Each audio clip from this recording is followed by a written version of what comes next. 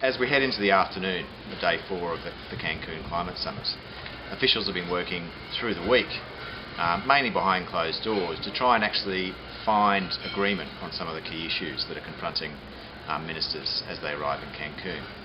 Essentially what's been happening is they've been coming together and discussing the major decisions that need to be made in Cancun, trying to address those issues, and also identifying areas where they can't come to an agreement, which then need to be moved to the ministers. So what we have over the next few days is around 40 ministers arriving from around the world to start the political negotiations that are going to be critical to achieving a good, solid, balanced package in Cancun. What Minister Combe is going to confront when he arrives here is 3 big political issues. One is, how do we take the negotiations that are currently happening under the Kyoto Protocol and move those forward to build confidence amongst many people in the developing world and many countries in the developing world that industrialised countries aren't reneging on their international promises.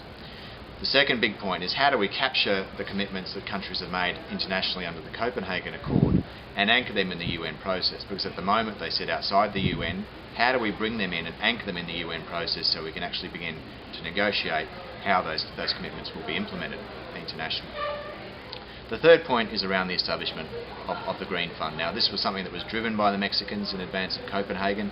There was an agreement in Copenhagen to establish the fund and also to say that we would be delivering around $100 billion in public and private sector financing by 2020. What ministers are going to need to do here is ensure that that fund is established, because without a clear signal that the developed world again is prepared to live up to the commitments that it's made, it will be challenging for the developing countries to come forward and meet the asks of the developed world. So overall, we're in a situation where the officials have been working for 3 or 4 days, pretty much non-stop and around the clock. We now have what are the ingredients and the recipe for the deal in Cancun. But what we really need now is the ministers to come here and make the cake to get a solid foundation for moving forward.